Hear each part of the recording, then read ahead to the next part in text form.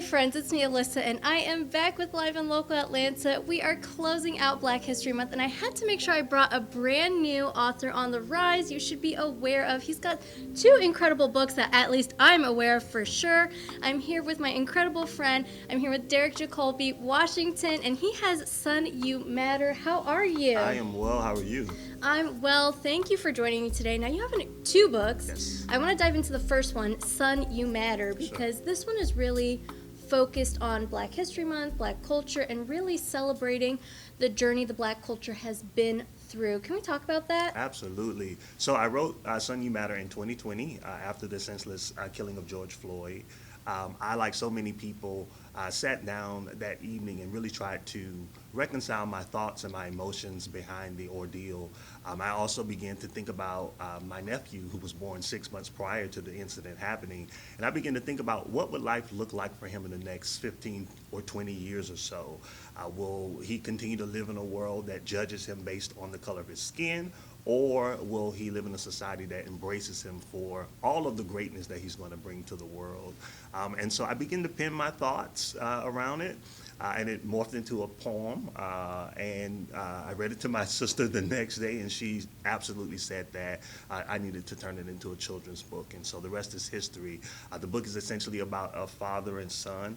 The son, Ahmad is his name. He loves ice cream like so many kids do, but also idolizes his father. And so it deals with that positive father-son dynamic.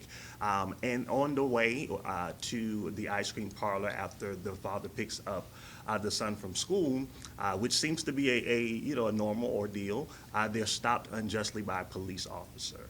And so the book tackles the myriad of emotions that the father has to deal with now, having been stopped unjustly by a police officer, having to convey that message to his child. This incident, of course, happens in front of Ahmad, and also having to deal with the emotions that that he's struggling with in that moment. And so yeah, it's a great tool that many classes have used to address policing in communities of color, specifically the inequities of policing in communities of color. And I'm just so excited about the book. And I truly love that, and I'm so glad I get the chance to be able to highlight a Black voice and some of the struggles the Black community goes through. And I can only, as a Puerto Rican, I have memories of my mom just kind of going through that struggle of people discriminating against her. Yeah. So I think it's so important to really talk about these stories and put voices where they belong. And I think it's incredible that this stemmed from a poem and just looking at a newborn baby, Yeah, essentially. yeah. And you're like, hey, there's something going on here. There's something that I can do, that I can say, which, leads me to what I want to ask. And how do you feel knowing you are making a change and starting a conversation in classrooms, in homes, and just essentially around the world, if you will? Yeah, it's a tremendously humbling experience. I am incredibly grateful to be used to write this book. I did not set out to be a children's book author. I tell people all the time, I don't have the traditional author's journey in that I didn't have a marketing strategy. I didn't have a plan or anything. But like, after writing this book, just so many opportunities have opened to me. This book has gone across this world. Actually, the attorney for the Floyd family, attorney Ben Crump, caught wind of a news story that I had done, and began to promote the book through his social media. And so it's making a tremendous impact in the community, and really helping families broach this subject. It's not an easy topic to discuss with a child that is inquisitive. And so I'm really grateful that this book is being used as a tool to launch those conversations. Absolutely. I actually want to take a step back and share a little bit. Now, you, like you said, you didn't have this kind of traditional author experience. I think a lot of people, they think, I want to be a children's author when I grow up, or I can write, I can kind of draw, or I can do this, I can do that. Can you share a little bit about your background and your story and how you did mention just you did come to this, you saw your nephew, you saw what was going on in the world. Can you talk about what you were doing before that moment struck? Yeah, so I have a background in social work. I'm a social worker. by profession. I got both of my degrees in social work and have been working in the field for over 20 years now, primarily working with those that I like to say have been historically forgotten. So those that come from poverty-stricken backgrounds, those that may have been incarcerated, and really helping them to provide equitable opportunities, primarily in the workforce. So that is my background. But like I said, this was something that I think manifested as a result of that incident. And my book was actually written, illustrated, and released in less than 30 days, which is really unheard of in, in the author Wow. space. Yeah. And for it to really take off in the manner in which it did, it's just, again, absolutely mind-blowing.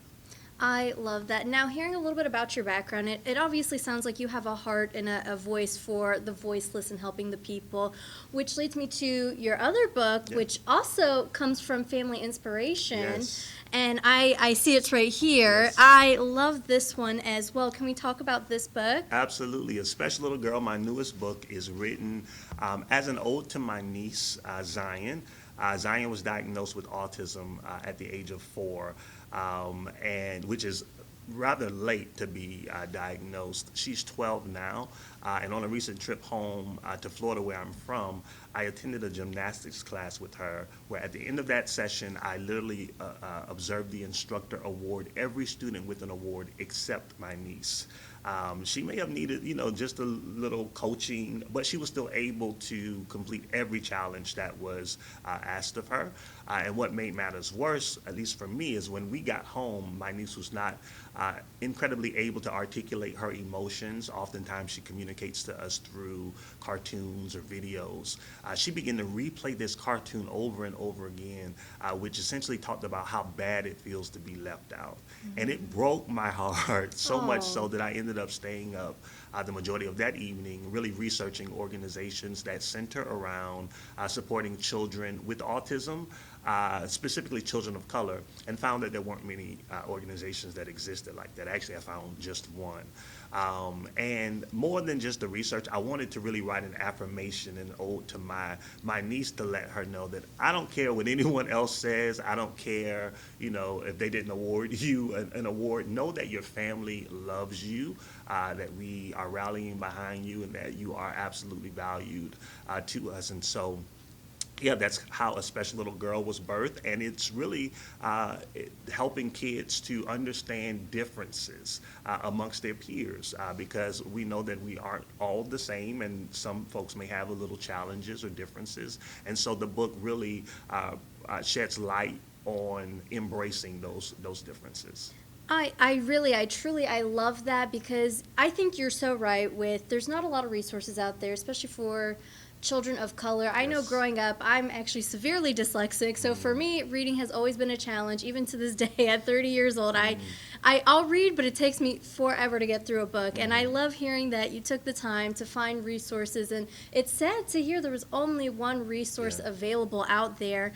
And, it sounds like obviously family is a huge part of your inspirational process and your creativity. How does it feel knowing when you look at your family, they're your inspiration, but when somebody looks at this, you're inspiring them? Oh my gosh, that's such an amazing question. It is incredibly humbling. Like again, my purpose was not to write children's books, but the way, again, that things have taken off, and people have written me specifically around the Special Little Girl, saying that Zion's situation, or that incident, is not an isolated incident. There are tons of people that have written me and said that my child has gone through something similar. My child has had to face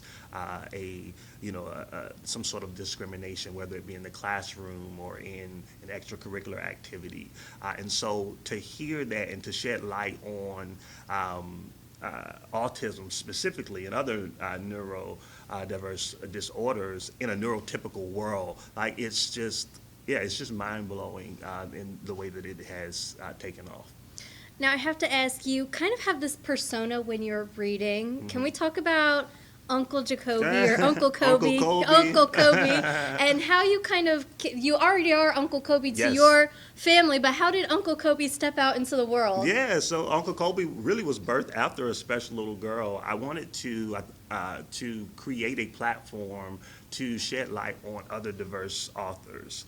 I've found that, in just my research, that 11% of children's books rather, have characters of color, and less than 5% of those books are written by actual diverse authors. And so I wanted to provide a platform to share books specifically from independent authors that don't, have the major dollars behind them that can really promote and market their material. And so yeah, I created this platform, Storytime with Uncle Kobe, that airs Monday nights on my YouTube channel.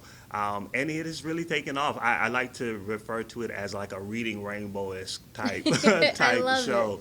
And it's been amazing. I've met a lot of great authors. I did, for my new season, I sent a message out requesting books from new authors, and just the response was overwhelming. And so people are excited about it. I'm certainly excited about it. I'm Uncle Kobe, as you mentioned, to my niece and my nephew, and so now I'm Uncle Kobe to the world. I love that. Now, I'm assuming you had a library before, so Yes. how big has it gotten now? Oh, it's huge now, specifically with children's books. I've had I'm an avid reader, and so I enjoy books. I'm always buying books. I probably buy like a book a week. Wow. But now I don't read a book a week. I But wish, still, but still. I do purchase a book a week. But now I have tons of, like I said, authors sending their books on a regular basis. And so that library has grown. I've also begun to collect those books and donate them to nonprofit organizations and school libraries. I love that. Now, before I actually really stepped into media full time, I actually was a school librarian, if you will, at a private school. So I do have a love for books. The library is such a great community resource, and I think it's so incredible that you're staying active in keeping the library community alive. You're bringing new voices and new eyes to the library and to the children's book space, and I think that's so incredible. I have to ask, what is next for you? Yeah. What's on the horizon? Can you give us a little teaser? Absolutely. So I'm working on my third book, centered around my nephew. So my nephew, when he was born with hip dysplasia. He's also on the spectrum. Wow. And so he's 4 now and unable to walk.